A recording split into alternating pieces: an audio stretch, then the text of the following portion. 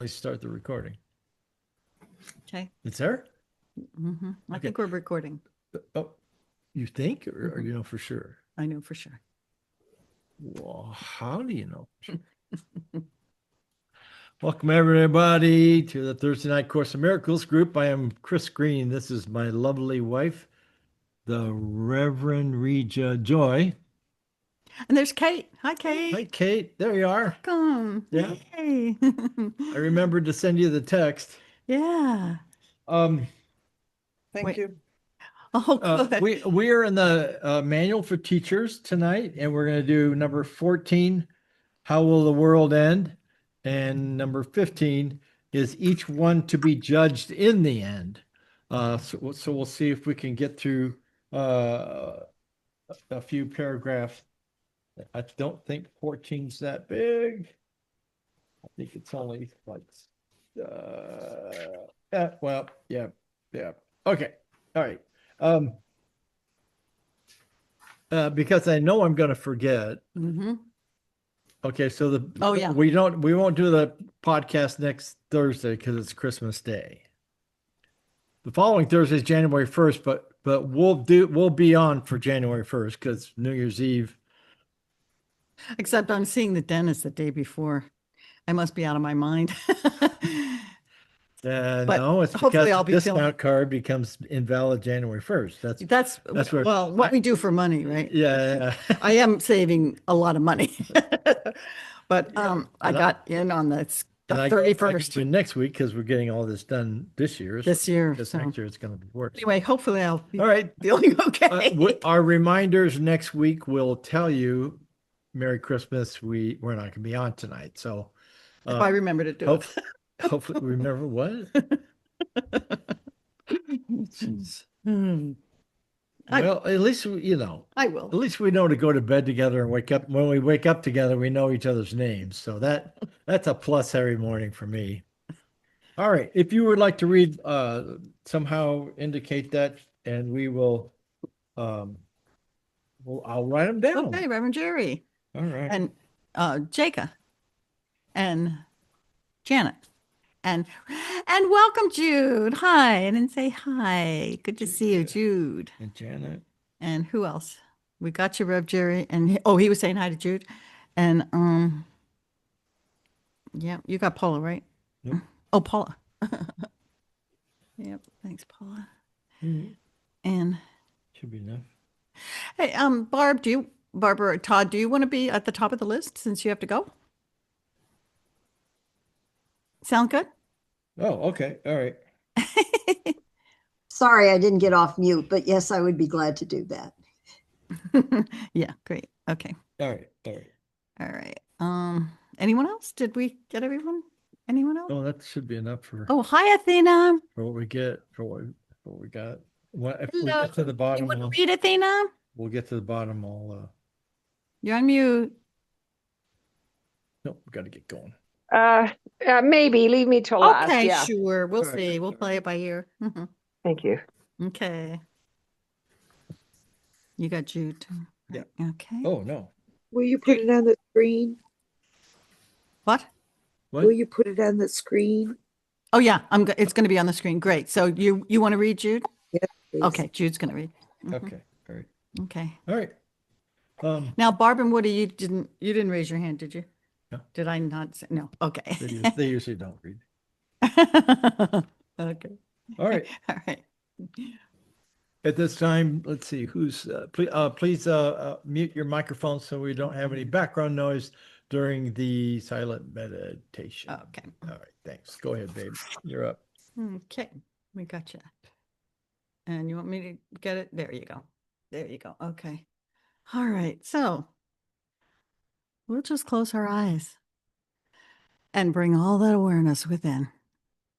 And we feel almost immediately a sense of letting go and of peace. Almost immediately, as soon as we close our eyes, we're letting go of a lot of outside focus. There's a lot of stimuli through the eyes. So when we close our eyes, we're giving that signal, right, to our body and our mind that we're going to go within and we're not going to pay attention to what is seemingly outside of us. So we begin to settle down and relax. And we do this so that we can open our minds to the loving thoughts of God and to let go of the limiting thoughts that we think all the time. We're very familiar with those. And they are truly a block to what is real, to the real thoughts, because they act like we're separate from one another, that we're a separate entity, and it reminds us of our limitations, our failings, our fears. Nah, we just quiet all of that. And we just relax and bring your awareness to the breath, because that's going to help us relax. And it's always there as an anchor if you need a few moments of relaxation. Say you got caught up in something that's took your peace away, you can bring your awareness to the breath and just inhale, bringing divine energy into the body, into the mind. And then exhale, relax and release and let go. So just continue to do that. You might want to exhale just a little bit longer than the inhalation. You're going to feel a lot more peaceful as you do that. Like waves rolling into the shore.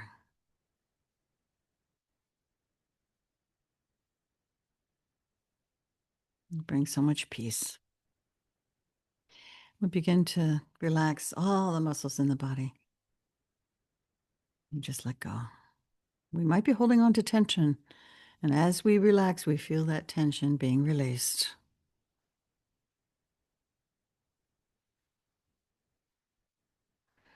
I heard a relaxation the other day, and it was remarkable. And it was imagining that there's a warmth, like a radiation of warmth beginning at the feet and just moving up through the body. And in these cold days, that might feel really good. So you can imagine that. We can use our imagination to deepen the relaxation. So we feel the warmth like a blanket of warmth, just the blankets on our feet, and then we put the blanket on our legs, and we feel the warmth radiating through, and then the pelvic area and the torso as we bring that blanket up and over the arms and up to the neck and just under the chin. We just wrap ourselves in this nice warmth.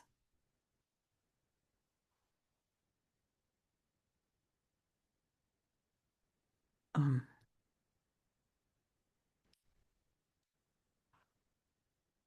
um, would you check on her? She's fine. She came in. No, I think she went back out. And so we'll just we'll just stay in that relaxed place, that place of warmth. And now from this place, we're going to open up to our special message. It's What Am I? And also our lesson today, 352, Judgment and Love are Opposites. From one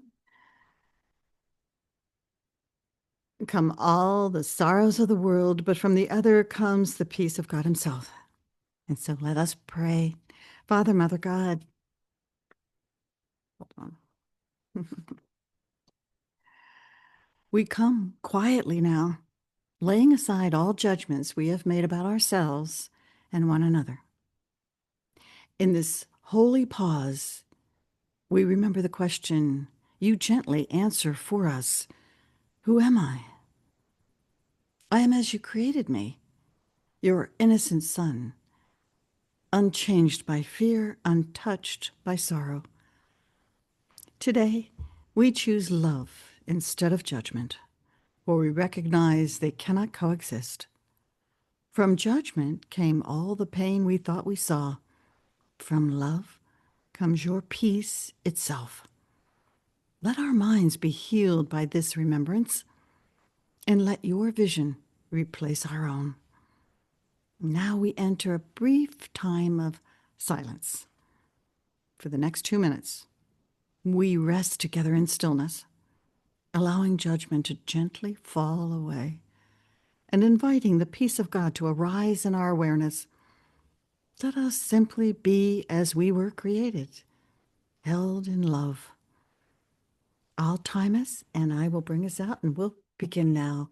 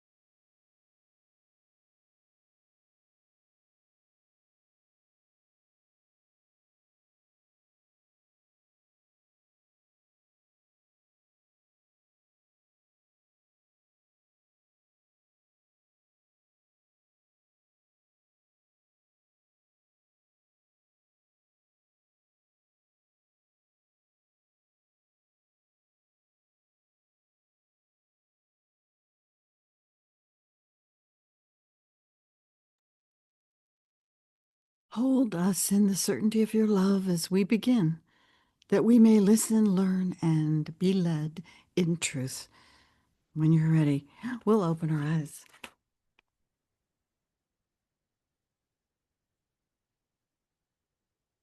You know, I have to say, the special topic, what am I? I don't know if you've gotten a chance to read that. It's 5 paragraphs. Usually I think always the special topic is 5 paragraphs.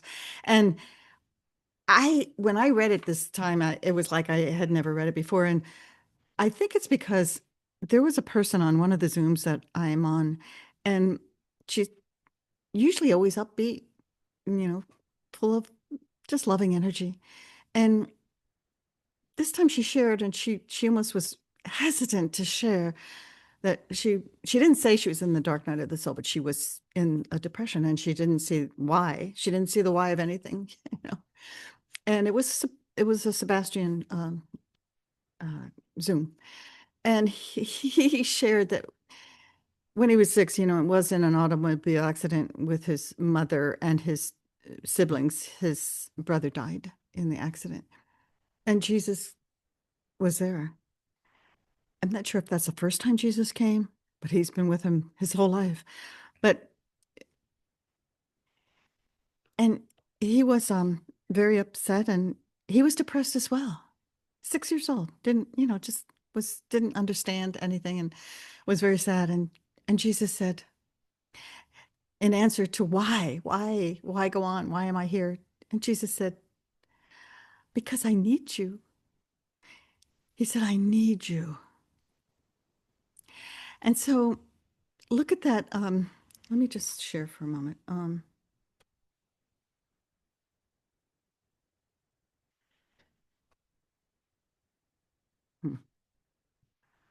Okie dokie. Okay. Okay. This is What Am I? And down here, he said, we are the bringers of salvation. We accept our part as saviors of the world, which through our joint forgiveness is redeemed. Our joint forgiveness. And he said, ours are the eyes through which Christ's vision sees a world redeemed from every thought of sin. Ours are the ears that hear the voice of God proclaim the world as sinless.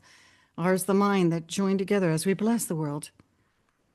And from the oneness that we have attained, we call to all our brothers, asking them to share our peace and consummate our joy. We are the holy messengers of God who speak for him. I need you. And carrying his word to everyone whom he has sent to us. We learn that it is written on our hearts, and thus our minds are changed about the aim for which we came and which we seek to serve.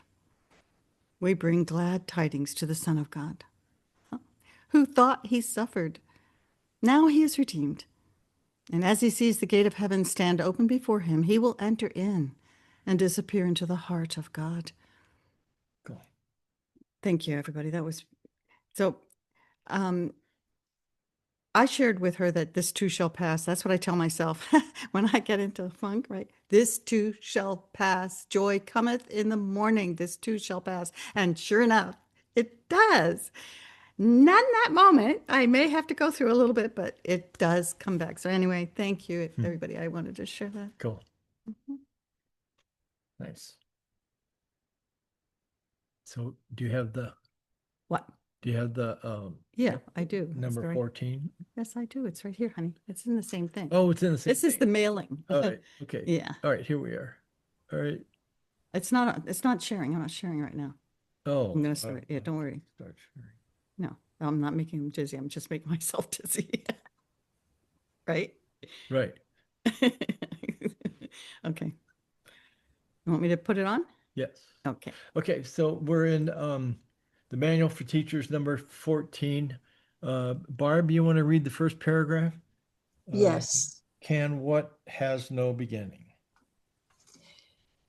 Can what has no beginning really end? The world will end in an illusion as it began.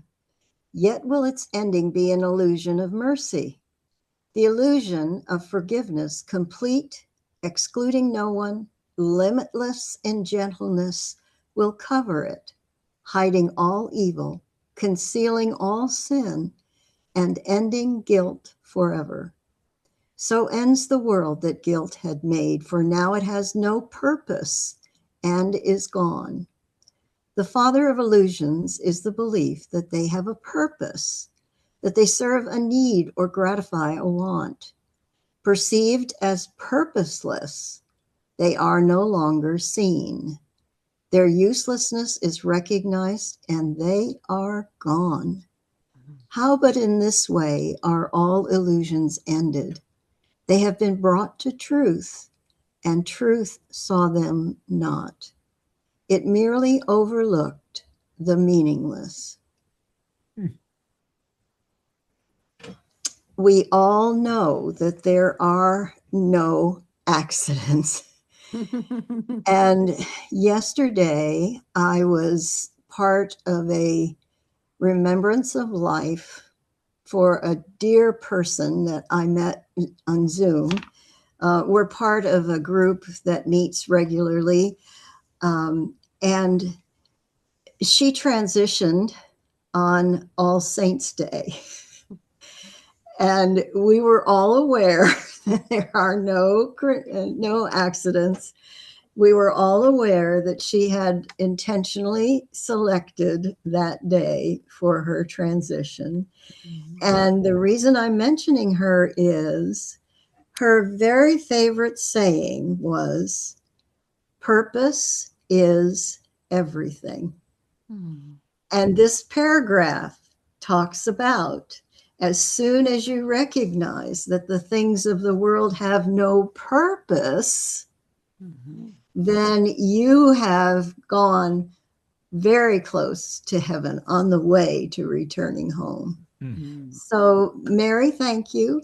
And I'm just going to do a little advertisement for her. Her name was Mary Woods, and she wrote a book called The Heart of the Matter. And she was a lifelong member of ACIM. And so, just if you ever hear the word, or hear the name, or if you happen to go get that book, this is a person who actually lived love the whole of her life. Oh, cool. So thank you. I'm complete. Thanks, Barney. Thank you, Barbara. I'm going to put that in the description underneath the YouTube. Okay, I'll find the link to the book. Do you think Thank you. Okay, I'll find it. Okay, Very nice. thank you. Thanks. And I'll get it. Oh, sounds wonderful. Okay. Hmm. Reverend Jerry, you want to read paragraph 2? Until forgiveness is complete. Excuse me. Until forgiveness is complete, the world does have a purpose. It becomes the home in which forgiveness is born, and where it grows and becomes stronger and more all-embracing. Here is it nourished, for here it is needed. A gentle Savior, born where sin was made and guilt seemed real. Here is his home, for here there is need of him indeed. He brings the ending of the world with him. It is his call God's teachers answer, turning to him in silence to receive his word. The world will end when all things in it have been rightly judged by his judgment. The world will end with the benediction of holiness upon it. When not one thought of sin remains, the world is over.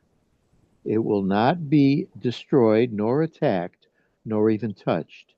It will merely cease to seem to be. Mm. Yeah, that's terrific. The connecting of the principle of forgiveness, which is the last illusion. The last illusion sets us free. It's a very spiritual irony and paradox. How can something that is illusory, we're forgiving that never happened, have such a great purpose that we fully awaken to the atonement? These are questions I don't understand, but it's just so uplifting and so hopeful. All I need to do is forgive others and myself with the Holy Spirit, and the world that I had perceived as, so egregious disappears, and a miracle occurs. Thank you. That's great stuff. Yep. It sure is. There is. Thanks, Jerry. And I think for me, forgiveness is a moment-to-moment thing. But as long as I remember that to forgive Yeah. and not condemn. Yeah. I had before I started reading this book, I had a lot of questions and answers. And this book's given me some of the answers. But what's interesting is now I have more questions. Mm-hmm. And more answers. Right. And I like it. I like that I'm questioning that I don't take something for granted, or I don't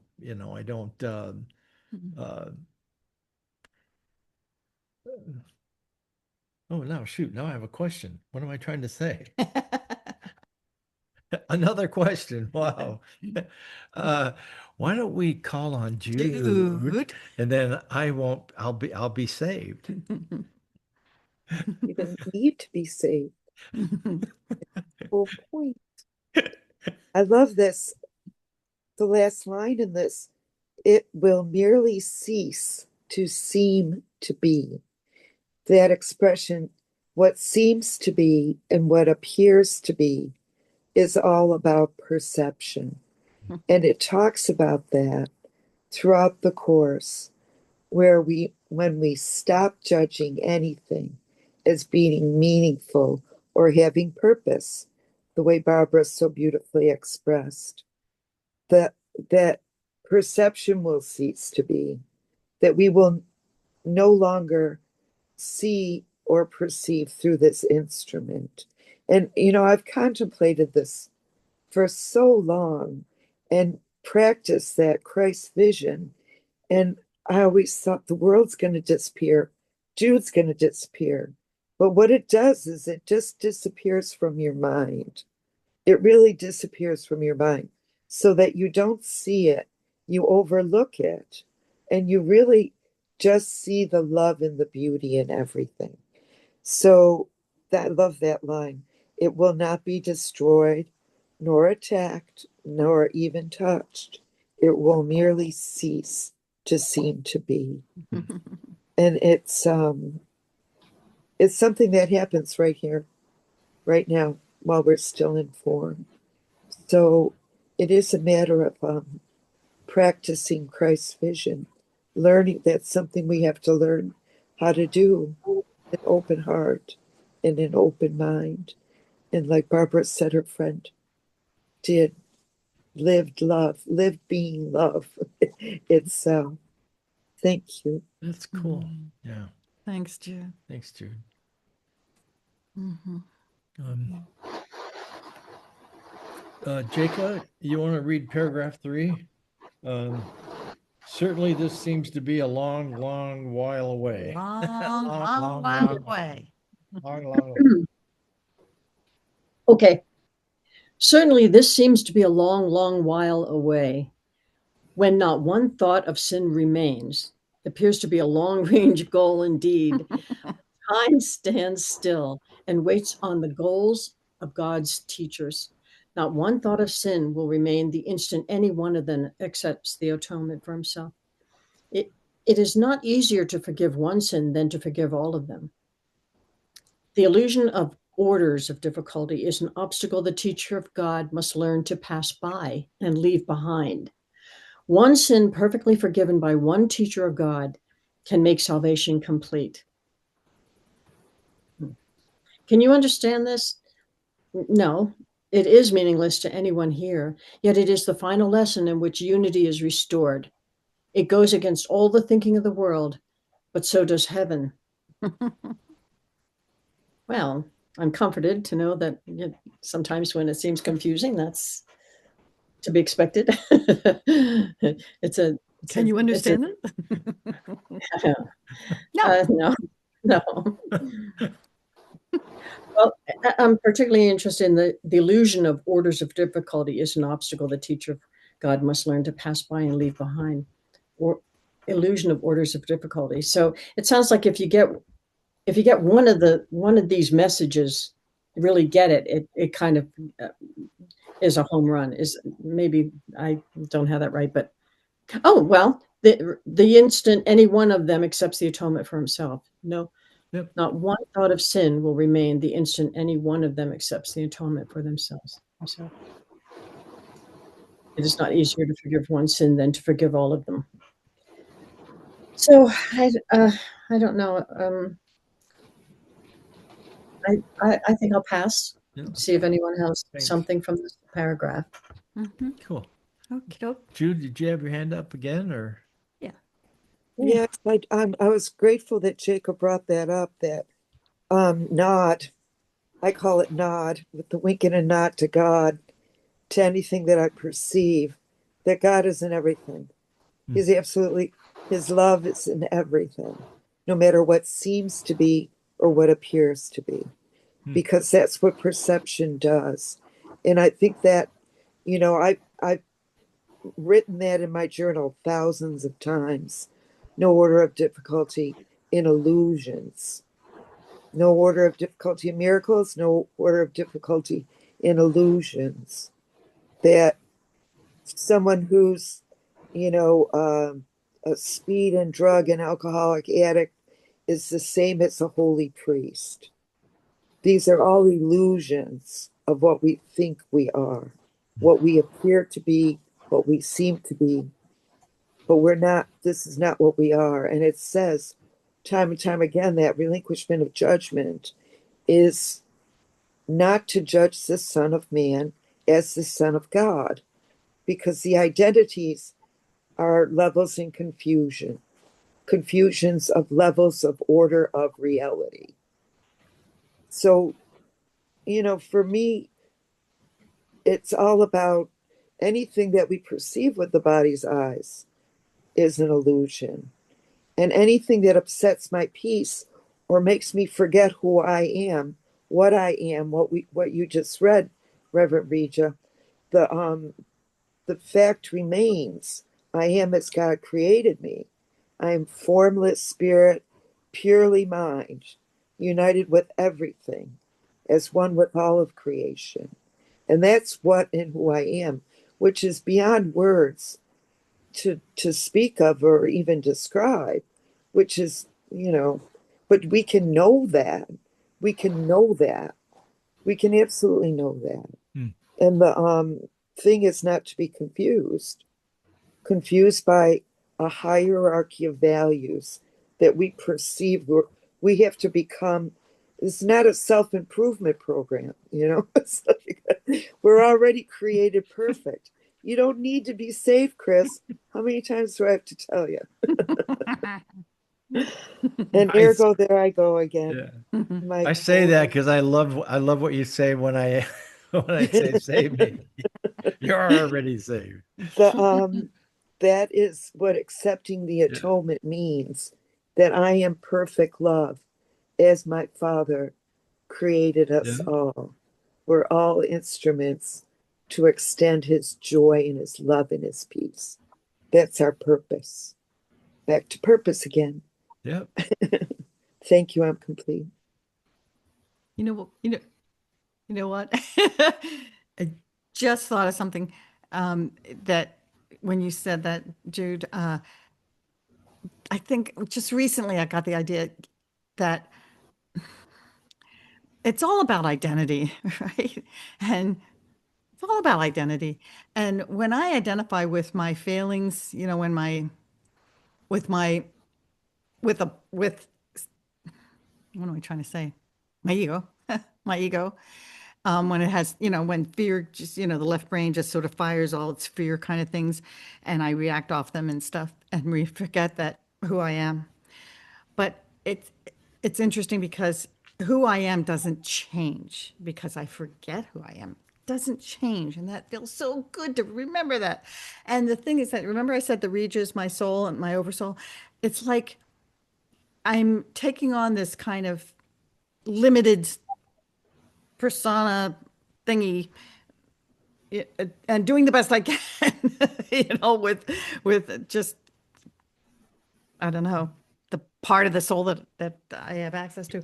But anyway, that perspective helps me, when I know that I haven't changed that perfect soul that I am and will always be. I haven't changed it. Maybe that's forgiveness, because forgiveness is seeing what is real, and that's what's real. That's cool. Okay. I like it. Mark. Go ahead, Mark. Hi, I'm Mark. I having a little difficulty with my setup tonight. And that picture that you saw, I think I stole it from you guys. I know I stole it from some No, kind of I've never person. seen it, but it's beautiful. It came up on something somewhere, and it was like, oh, this is a nice background. So anyway, it's yeah. Anyway, it is nice. I liked it, and the beginning and the ending of the world. I had to chortle about this one a little bit. I have a sales job, and a lot of times I goof off. I'll be honest. I can't. I just can't keep the focus, right? And so like lately, my goofing off has been investigating cosmology and astrophysics, right? And I really absorbed in it. Whenever I get a little chance, the beginning of the universe, right? And how do things come to be? I walk out and I see the sun rise in the east and set in the west, and the same thing the moon does, right? So hey, yeah, everything's circling around me. And then a couple hundred years ago, that's what that was a going belief, right? Everything circles around the Earth. And a guy says, no, if we model it as circling around the sun, we have a much better model. that guy that guy got jailed for heresy or something. But in any event, things kind of progress, right? And then we discover that yeah, we're part of a solar system and part of a galaxy that was once thought was to be the universe, and then better telescopes. We keep on looking at stuff, and so somebody says, hey, this Belgian priest, he was a good mathematician. His name was Lemaitre, and he says, hey, look at this Einstein stuff here. The Earth, the universe, it looks like it's expanding. And then the guy Cubble says, yeah, here's a proof. So now this guy Lemaitre says, well, if it's expanding, it must have originated in something that was incredibly hot and incredibly dense. And somebody later on coined the term Big Bang, right? What really amazed me was that some cosmologists were asked, what came before the Big Bang, and a couple of them scratched their head and it says, it's kind of a meaningless question because it's like saying what's north of the North Pole. But still, yeah, we're still trying to figure all this out, how everything began, and how did everything begin as a perception, and even biblically, right? Even this, I love the first, the story of Genesis, right? Because a guy's perception got changed really quick, right? And guilt enters the world, right? It's a familiar story, and which I can relate to, by the way, because you get told not to judge, right? You're told don't use the fruit of the tree of the knowledge of good and evil, which means don't judge. Anyway, that's Mark's interpretation of it. Your results may differ, but the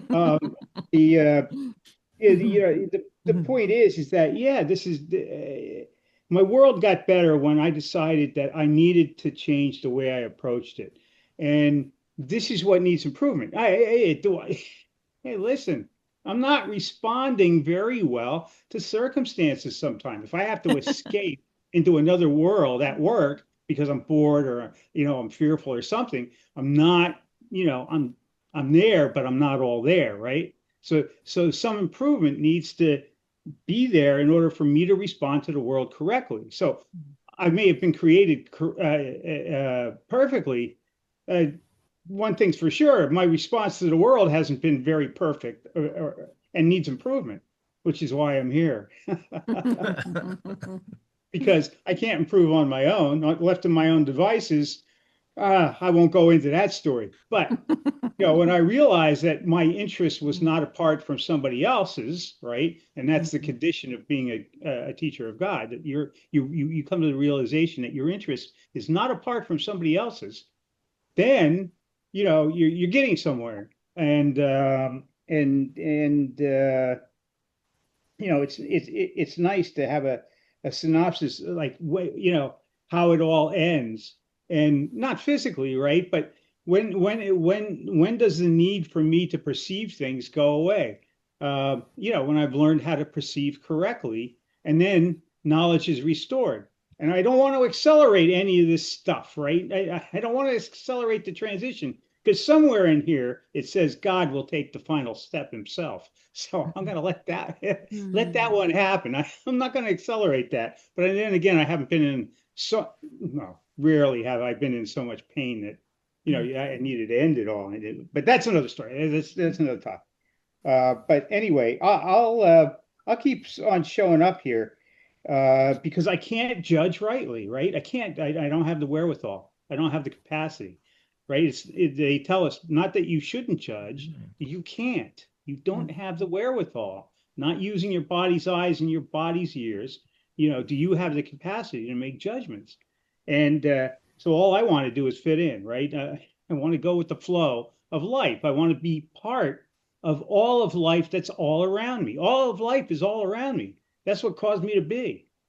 Anyway, I have difficulties remembering this stuff, right? I started off the morning happy as a lark, and then I got into a little tiff with the wife. Why? Because I misperceived something, I misjudged something. It was a little one, and then today, right?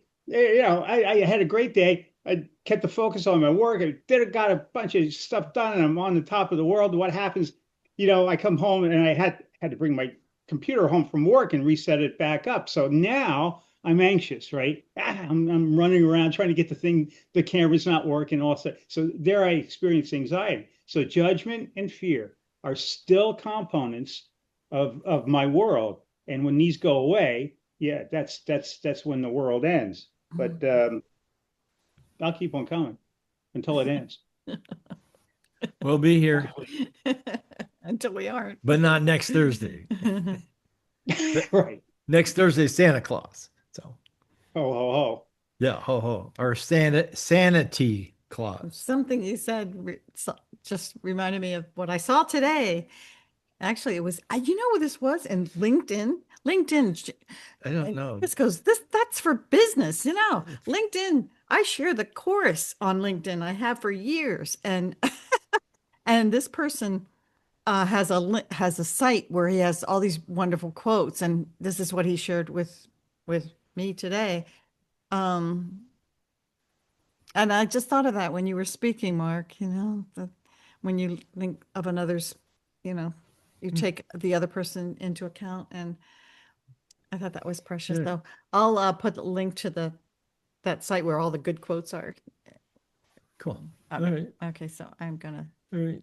Let's see where we at. Mhm. Janet, can you read paragraph Wait. 4? Oh, hold on. The world will end when its thought system has been completely reversed.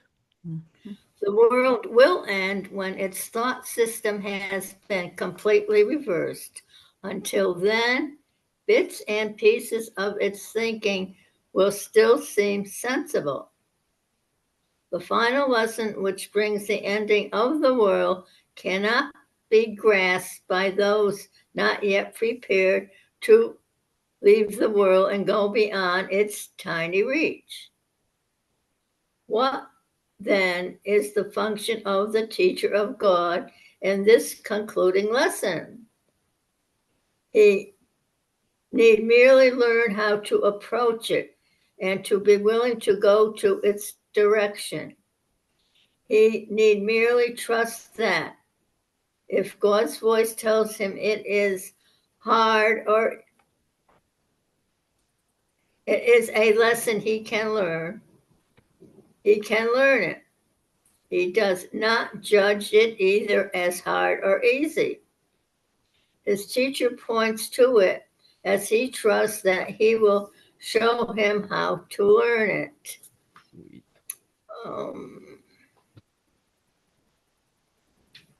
Well, this gives us a lot to think about. If the world will end when the thought system has been completely reversed. I guess I know I still have a lot more to do. And this chapter is really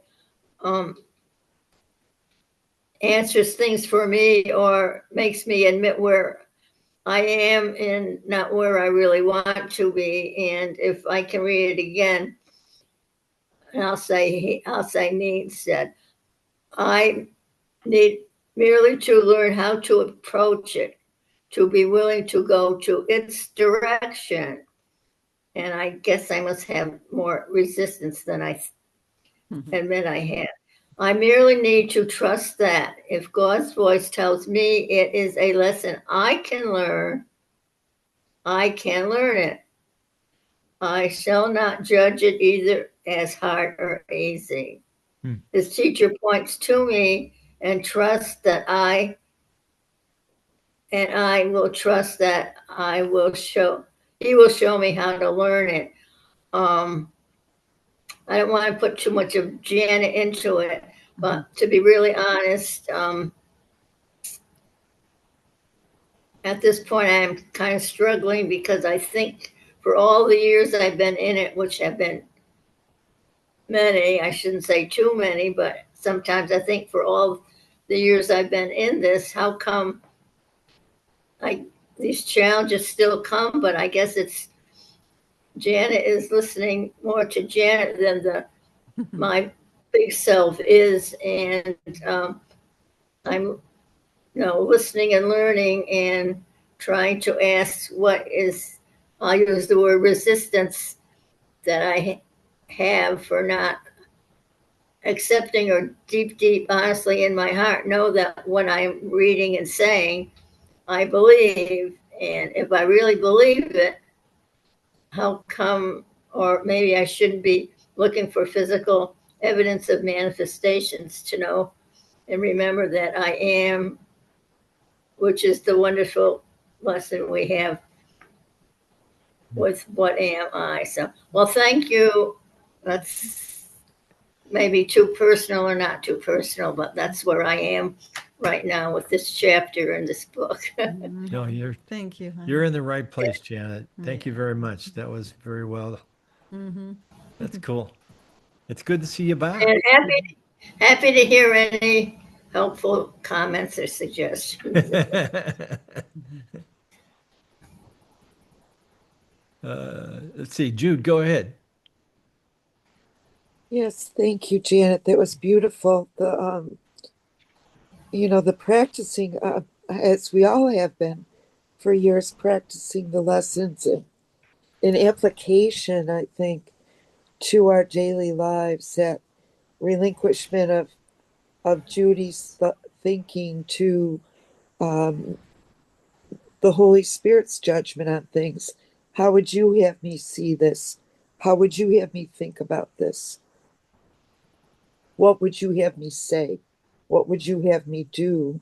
And really, and the varying degrees and levels of surrender to give up what I think and what I think I should say and what I think I should do is where the rubber meets the road, and I've gotten to a place where, I didn't care about anything in the world, and people started to really care and worry about me. It was like, where is she going? Where are you going with this? And but I think it comes in the mention of being in that dark night of the soul, because that was a part of it too, that we enter into periods of doubt and wondering whether or not we're doing God's will. I certainly have. And but I've gotten very distinct messages that there is absolutely no darkness in us, absolutely no darkness in us, that we are pure light. And that if the ego goes dark, the ego feels in doubt, the ego feels the fear. It's not our soul that feels those things or experiences those things. So I've really come to look at self-doubt as ego doubt. And so I don't worry about it anymore. It's only the ego that will doubt. It's only the ego that will be afraid. And so when I look at Judy doubting or Judy being afraid, I say, who cares about it? Go ahead, Jude. How's that working for you? How is that working for you? It's not, just go and rest. R.I.P. It's for the living. Rest in peace. I have all these little acronyms that I use, and nod. I'll look in the mirror and with a wink and a nod to God and me, or with a wink and a nod to God and you, that I know you better than you know yourself right now. I love that quote from Thoreau. If we could just look into each other's eyes and see that who we really are is the most beautiful. That's how we heal each other from thinking that we're separate minds. That's seeing the Holy Spirit in one another. That's seeing with Christ's vision in our unity. That's what we have to practice. Knowingly being aware that's who and what we are. Thanks, Jude. That was so. Thank you. Thanks, Thank Jude. you. That was cool. Jacob, go ahead. Thank you all. That's awesome. I have been trying to, and I think I keep asking myself when I thought of what I wanted to share with you, whether it fits. And forgive me even if it doesn't, but I think it's terrible. But I think that all, in the cosmic soup, I think this struggling to see the light it'll fit. What I've been doing recently is I get to points in my life where, we take ourselves so seriously, our body, our mind, what we're going through, and you have to have a timeout occasionally. And what I've been doing is I breathe and I say, and it's not a serious thing, like I'm not about to murder somebody or anything, but I might have been in a quagmire of thoughts and feelings and whatever is being misperceived. And it as soon as you lose your peace, you're misperceiving.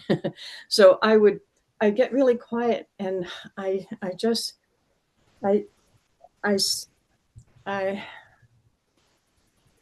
say the saying, I am receptive to the flow of divine love within me. It's amazing. And it's somatic. I can feel it from my head right through my body. This calming sensation of love. And when you think about it, it's kind of letting the ego know who we really are. We're divine, loving presence. We are divine consciousness having a human experience. We are not the human. We're experiencing what it's like to have a body and mind. But who we really are is that centered jewel of divine love. And I just wanted to share, I thought of that yesterday and I wanted to share it with everybody because it is just such, just working in my life for my own, to catch myself. And you know what I mean by that, don't you? Catch myself, because we've been on this earth a long time, just buying this reality, we buy it every minute, hook, line, and sinker. And we really don't have to, because consciousness is an experience of divine love. It really is. And when you start feeling it in yourself, you can see it everywhere. You can see it in people, even if they don't even feel it themselves, you can see it in them. The divine love that they are, the divine essence. There's not this differentiation. And that's a real trip. So anyway, I'm complete. I wanted to share that with you. Oh, that was cool. Thanks. Thanks, Jacob. That's Thank cool. you. I think that's what I was trying to say, but you said it so much better. That's cool. Oh, and Paula. Paula, you want to give us your share and then read paragraph 5? Sure. Okay. Just all of this talk has got me thinking. The last few days in the news has been really very dramatic, a lot of crazy stuff going on. And I was getting really just so disturbed by it all. And what helps me so much when these kind of things happen is the recognition that I'm choosing to focus on it. I don't have to focus on it. I'm choosing to focus on it. And once I seem to have to process this, though. I seem to have to focus on it to even recognize the effect it's having on me. And I'm telling you, once I recognize, oh, I don't have to do this. I'm choosing to do this. I took it to the Holy Spirit. And it was like, help me with this. Help me shift out of this focus. And I got such wonderful results from that. And the first thing I was inspired to do was turn the television off. But I really, even, and I woke up in the middle of the night. It was really working on me. And that's when I really took it to the Holy Spirit. And I'm telling you, I had the best night's sleep once I decided to give that up and let it and have it taken from me. It was taken from me. So that's my share. Wow. No, thanks. All right. Excellent. Paragraph, paragraph 5. The world will end in joy. You got something? Wait, yeah, you're going to put that up. Yeah. Huh? You have The something? world will end in joy because it is a place of sorrow. When joy has come, the purpose of the world has gone. The world will end in peace because it is a place of war. When peace has come, what is the purpose of the world? The world will end in laughter because it is a place of tears. Where there is laughter, who can weep? Who can longer weep? And only complete forgiveness brings all this to bless the world. In blessing, it departs, for it will not end as it began. To turn hell into heaven is the function of God's teachers, for what they teach are lessons in which heaven is reflected. And now sit down in true humility and realize that all God would have you do, you can do. You do not be arrogant and say you cannot learn his own curriculum. His word says otherwise. His will be done. It cannot be done otherwise. And be you thankful it is so. Hallelujah. Yeah, that's wonderful. And again, we have to choose his way instead of the ego's way. And it always comes down to that. Unreal. That's cool.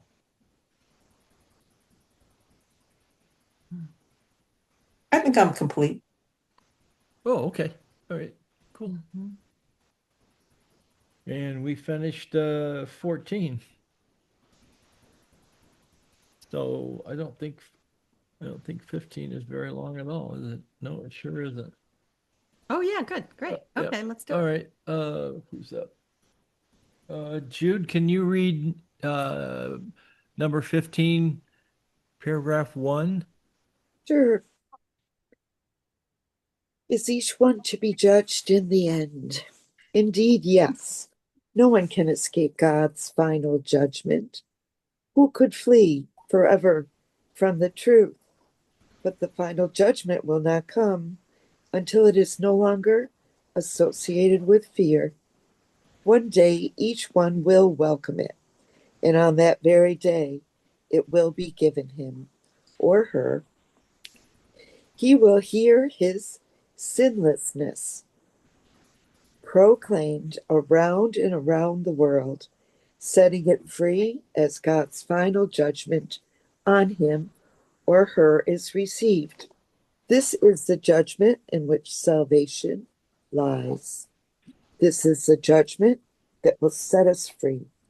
This is the judgment in which all things are freed with him or her.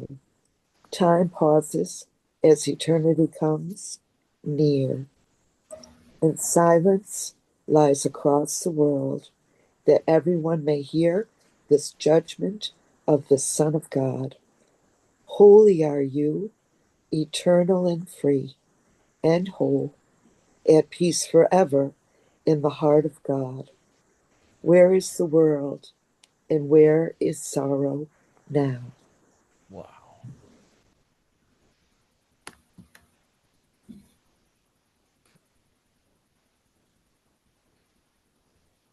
Anybody want to argue with that?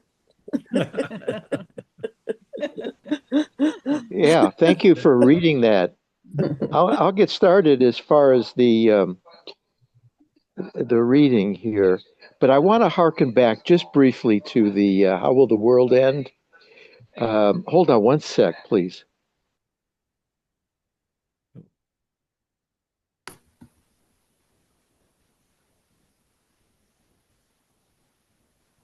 Hey, thousand pardons. I had a power outage here, so there's no Oh, wow. light, and yeah, well, we had a rainstorm.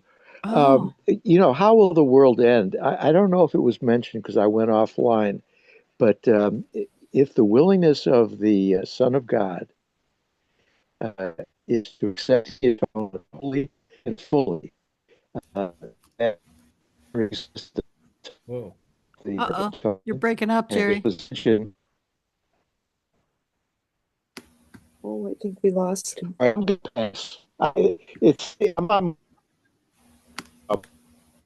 well. Anyway, thank you.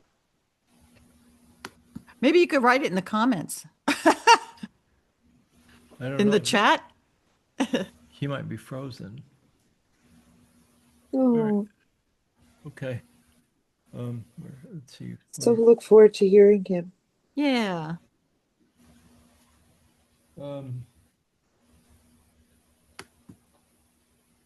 right. Well, I guess we have to punt.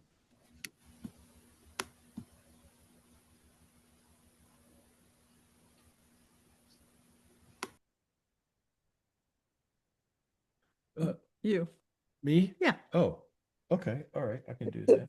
Talking about that, don't be arrogant and say that we can't learn the will of God, to accept His judgment of us. You know, how do we convince ourselves that we're not perfect?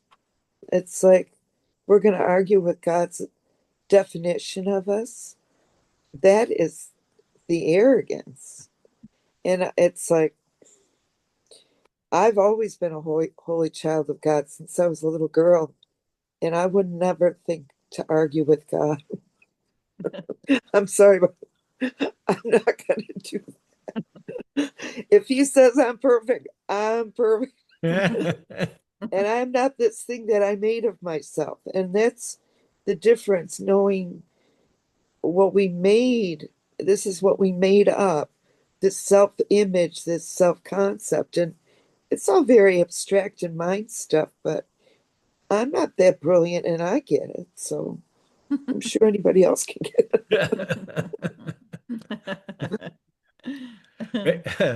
No, I don't want to go there. I was just thinking maybe the dumber we are, the smarter we are.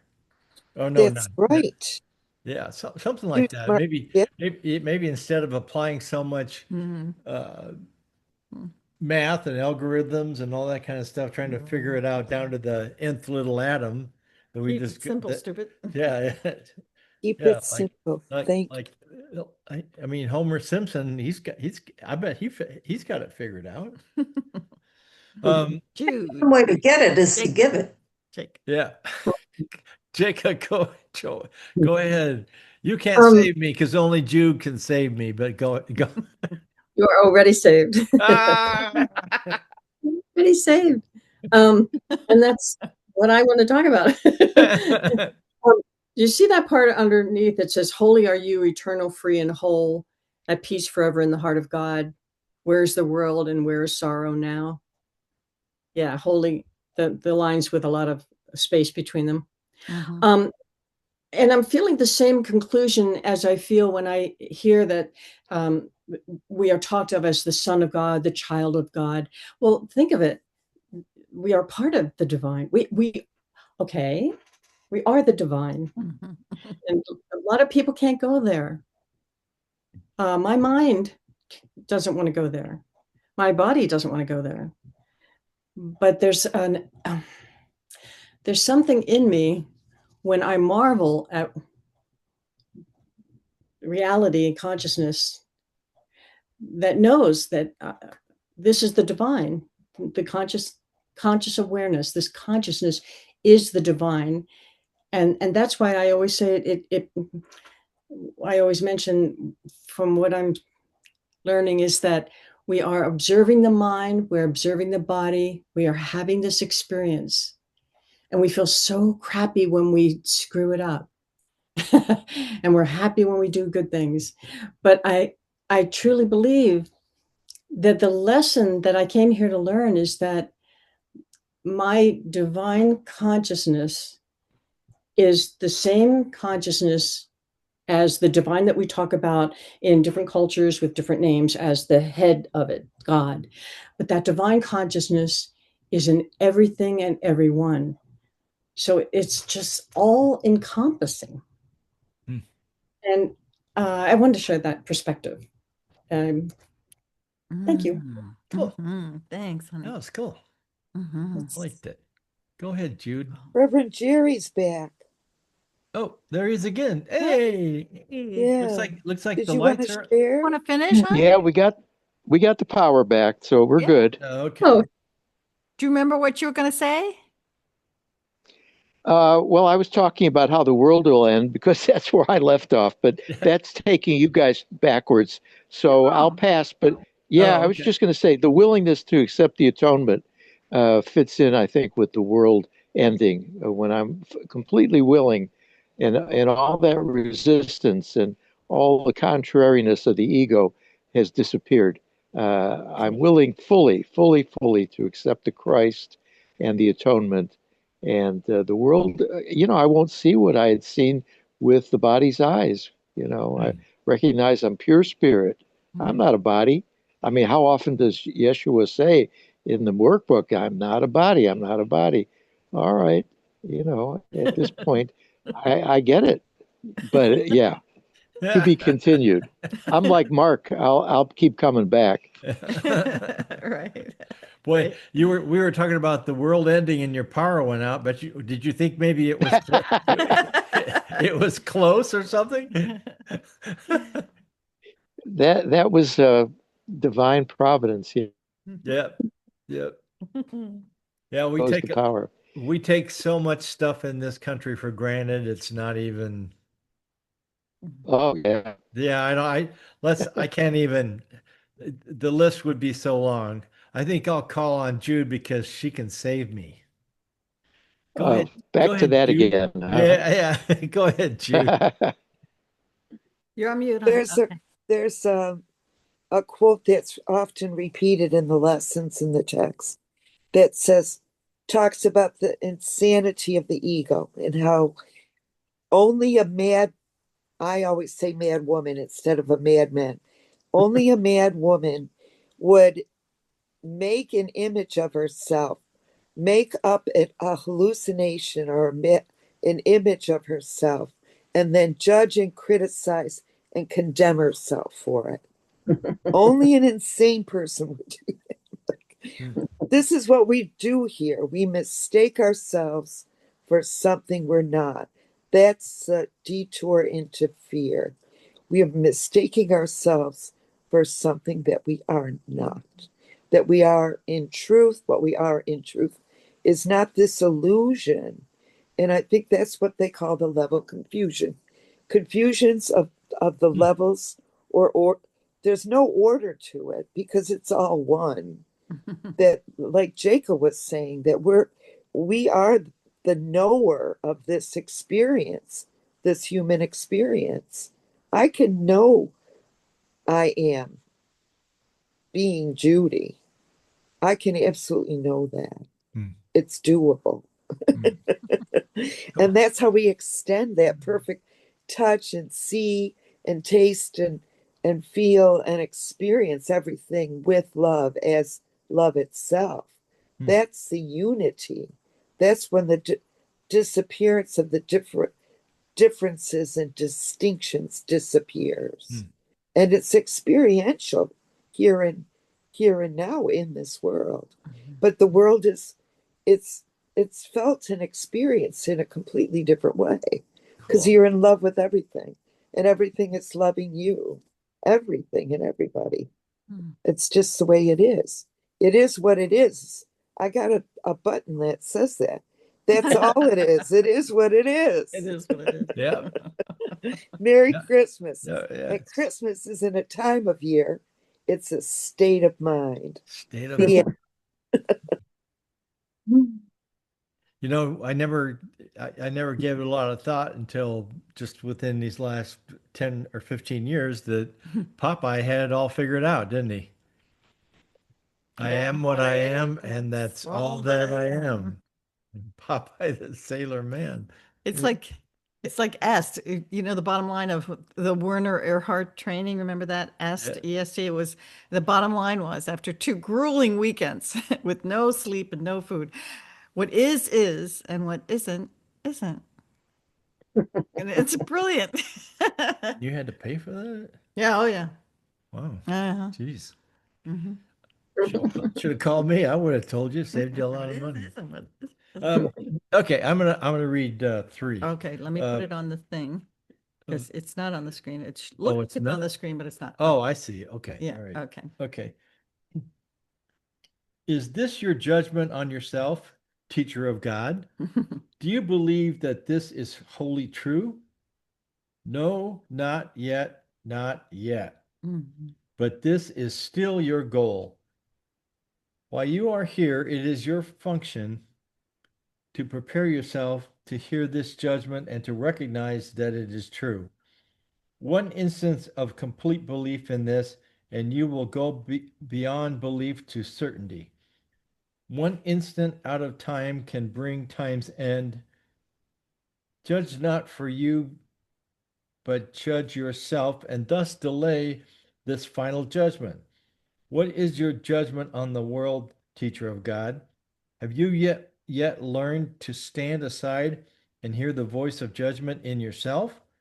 Or do you still attempt to take his role from him?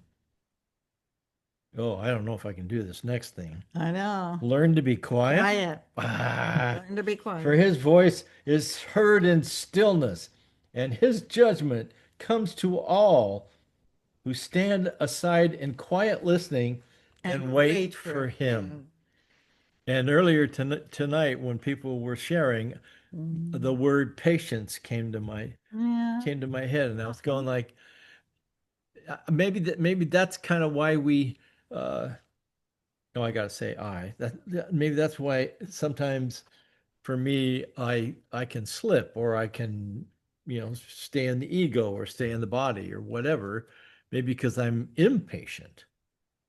Maybe I want it all right. I want it to be revealed to me all right now. And the course says infinite patience brings immediate results. Isn't that amazing? Patience brings immediate results. Maybe that's what he's talking about. When you have infinite patience, you're just still and you just allow and it happens. That's an oxymoron. How can you say infinite patience, which is a waiting thing, brings instant results? Sure. Whoa. Okay. That's kind of. You don't have to stop being patient to have results happen. It's not an either or. Oh, okay. I don't think. All right. I don't think I could write a computer program to do that. Oh. Because the infinite patience brings immediate results. Infinite patience. No, you know why? You know why I think? Because it's already there. It's already there. It's not something you have. It's not a go to get to. Like I recently wrote an article about that and about time and everything, and saying it's an opening up to what's already there. That's a fact, Jack. So infinite patience brings what's already there, just like that. Cool. Because it's already there in the moment. In the moment. That's right. This whole thing was in about the moment. That's where it is. It's always in the moment. In the moment, yeah. This one right now. Yeah, and right then now, and now, and then you have patience right now. Right now. Okay.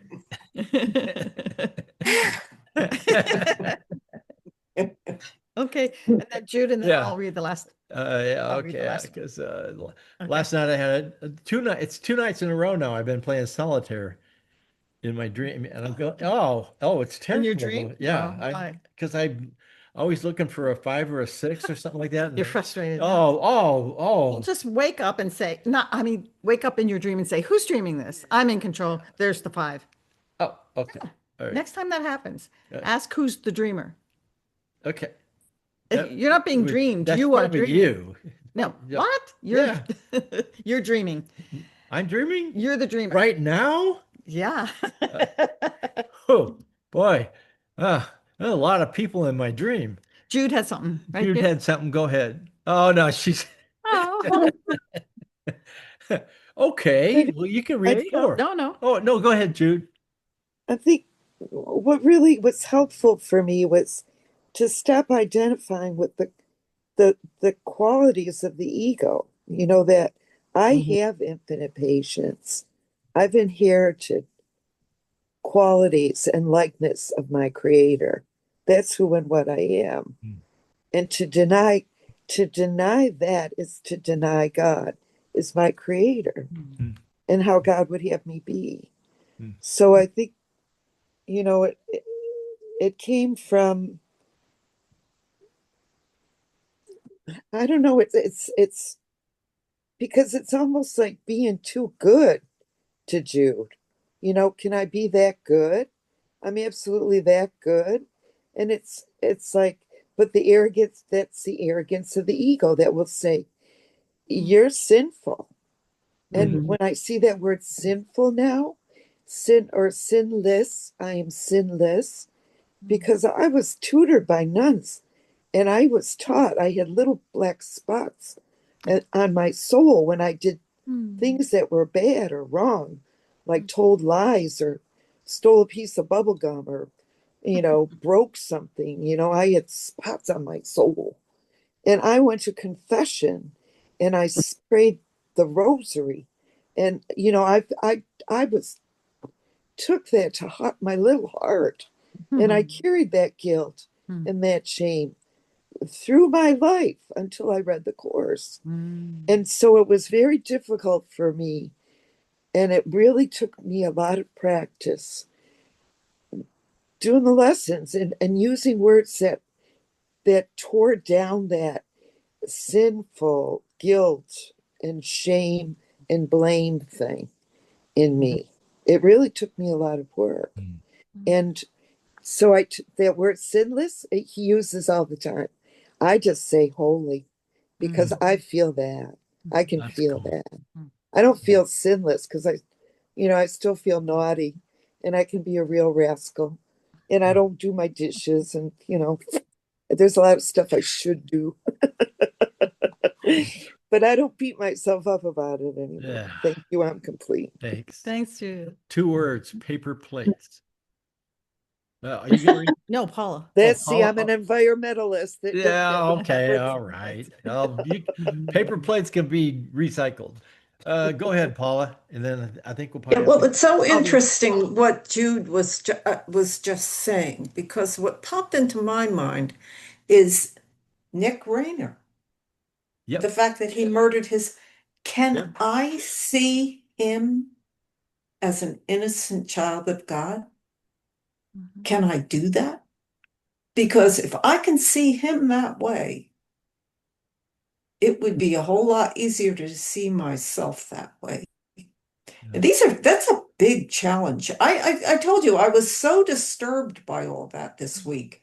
And really by handing that over to the Holy Spirit, I think it kind of opened my heart towards him, because right at the moment I can honestly say he is an innocent child of God who just made some very bad choices. Yeah. So it's always, I mean, if you have a problem with yourself, there's only one of us here. Yeah. You know? Yeah, it hurts. It hurts. Yeah. You okay, Tough. Jude? You okay, hon? You got the thing about choices in heaven is a choiceless place. It's perfect. Yeah. And that's what's changeless about it. We can't touch that perfection. It's all perfect love. And that's what we have to understand, that we think we've changed ourselves, that we can make ourselves into something else, that we cannot do that. Now, the workbook lesson, heaven is a choice I must make. Here, we think it is. Here and now. If we were if we already made that choice, we wouldn't have a choice to make. It's It is work. Heaven is our it is work. reality. There's a line in the text that says, heaven is our reality, capital reality. It is the truth, always obvious, unchangeable. But are we aware of it? And that made my heart sing. Am I aware of it? It's what it always comes down to. What are you going to focus on? Yep. Cool.